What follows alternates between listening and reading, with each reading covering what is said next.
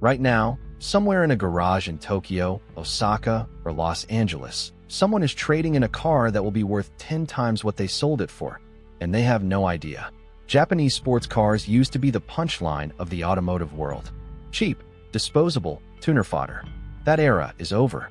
The same cars that were drifted into scrap yards, modified into oblivion, or sold for pocket change in the early 2000s are now some of the fastest depreciating assets in the collector world, outperforming stocks, outperforming real estate, outperforming almost everything except the rarest European exotics. And the wild part? Most owners still don't know what they're sitting on. This isn't a list of fast cars.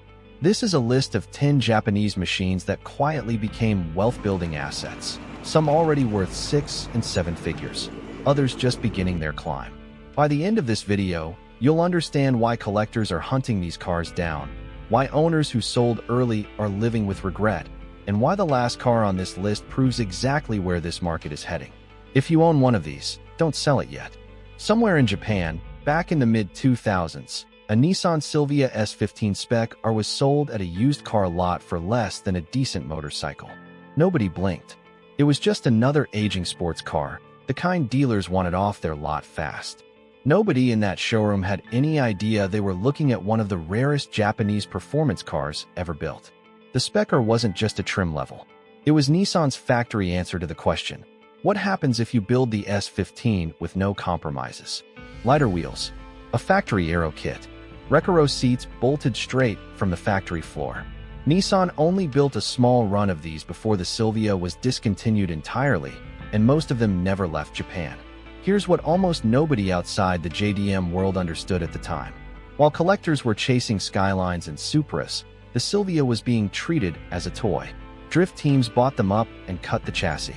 Tuners swapped engines and threw away the original drivetrains. Exporters shipped them overseas, where documentation got messy and VIN numbers got harder to trace. Every one of those decisions quietly erased another unmodified Spec R from existence. Collectors who track this now describe the same regret story over and over. Someone bought an S15 Spec R in the early 2010s for around $8,000, drove it for a few years, then sold it to fund something else. That same car, stock and documented, is worth well over $60,000 today.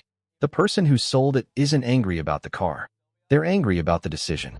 The Mitsubishi Lancer Evolution 6 Tommi Mäkinen edition tells almost the same story from a different angle. Built to celebrate 4 straight World Rally Championship titles, it came with a lower ride height, a quicker steering ratio, and a livery that mattered more to rally fans than most people realized. Mitsubishi built it in limited numbers, sold it almost entirely in Japan, and most owners drove them exactly like rally cars. Hard. Both of these cars share the same quiet lesson. Nobody protected them because nobody thought they needed protecting. And here's the uncomfortable part. On this list, these two are considered the affordable entry point.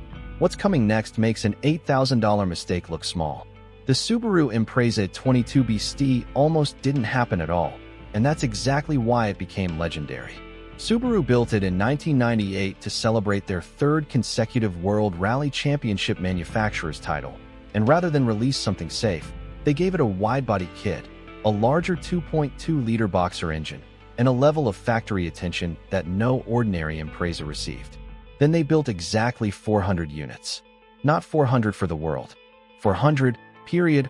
Almost all of them sold inside Japan within days.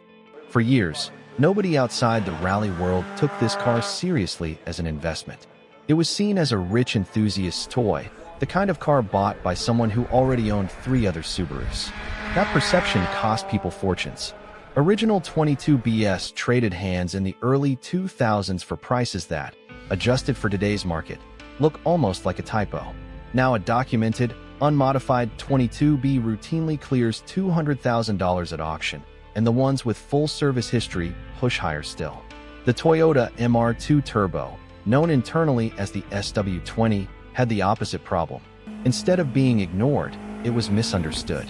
Automotive journalists in the early 90s gave it a reputation for snap oversteer that scared off an entire generation of buyers.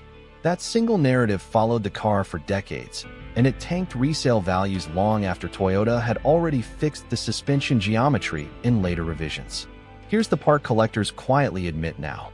That reputation was a gift. It kept prices low for years while everyone chased Supras and Skylines instead, and the people who bought clean SW20s in the 2000s for a few $1,000s are sitting on cars now worth 10 times that, especially the later turbo models with the revised rear suspension. Both of these cars followed the same arc: underestimated, undervalued, nearly forgotten, and now impossible to ignore. But there's a difference between a car being overlooked and a car being destroyed. The 22B and the MR2 mostly survived because people didn't drive them hard enough to break them. The next two cars weren't ignored. They were used exactly the way their manufacturers intended, which means they were driven into the ground, tracked, crashed, and rebuilt.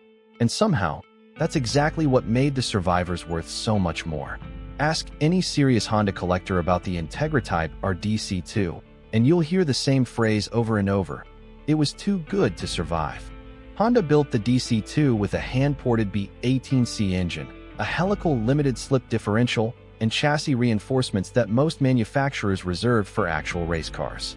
It wasn't marketed as a collector's piece. It was marketed as the best front-wheel drive car money could buy, and enthusiasts believed it, which is exactly the problem. People didn't buy the Type R to park it. They bought it to drive it hard, every single day, on every back road and track day they could find. That's the regret story that plays out again and again in forums and collector groups. Someone owned a genuine DC2 Type R in the early 2000s, tracked it every weekend, eventually sold it high mileage and modified to fund a family car. That same chassis, if it had survived stock and low mileage, would be worth 4 to 5 times what they sold it for today. Original, unmodified DC2s with documented history now regularly sell north of $50,000, and the number keeps climbing because clean examples are getting harder to find every year. The Honda S2000 tells a slightly different version of the same story. Honda built it with a 9,000 revolutions per minute redline and a chassis tuned specifically to reward a skilled driver, which sounds incredible until you realize what it also meant. It punished mistakes. Plenty of S2000s ended up wrapped around guardrails, engines over-revved past redline, transmissions destroyed by owners who underestimated how unforgiving that car could be. Every wrecked S2000 quietly made the surviving stock ones more valuable. Collectors describe the same pattern with both of these cars. The engineering that made them special is the same engineering that thinned out the herd. Unlike a rare special edition that simply wasn't built in large numbers, these two were built in respectable volume and still became scarce because owners used them exactly as intended. Here's a question worth sitting with. If you owned a DC2 Type R or an S2000 back then, would you have kept it stock, or would you have driven it exactly like Honda wanted you to? Answer honestly in the comments, because most people wouldn't have protected it either. What comes next isn't a story about a car being driven hard or ignored. It's a story about an engine that almost destroyed its own reputation, until collectors realized that flaw was the entire point. The rotary engine almost killed the Mazda RX-7's reputation before collectors ever got the chance to save it. Mazda spent decades perfecting the twin-rotor design in the FD3S, chasing something no other manufacturer wanted to touch: a small, high-revving engine that produced power completely differently from anything in a Toyota, Nissan, or Honda. And for years, that engine was treated as a liability instead of an achievement.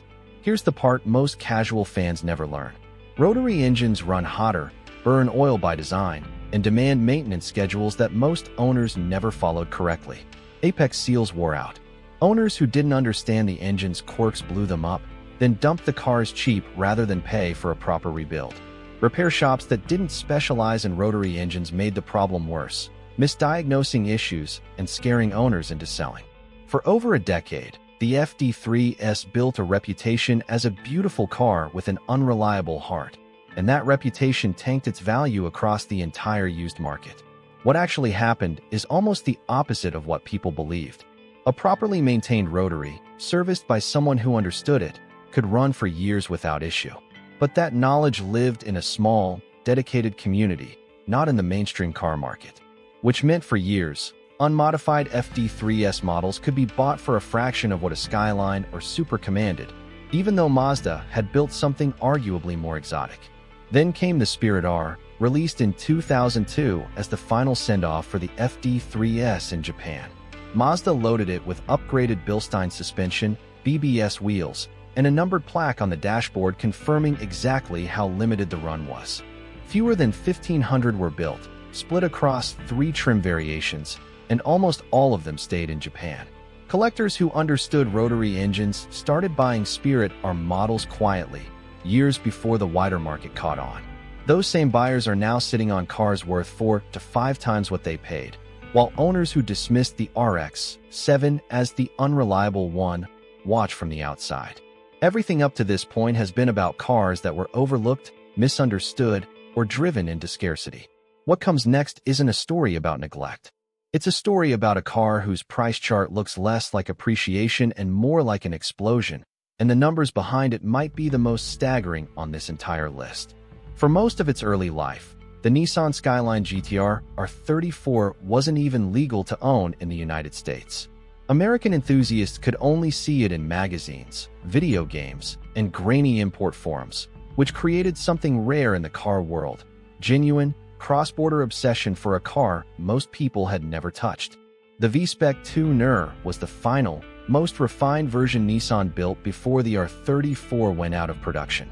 Named after the Nürburgring, it came with a stronger RB26 DTT engine block borrowed from Nissan's motorsport program, upgraded turbochargers, and a build number that made every single unit traceable.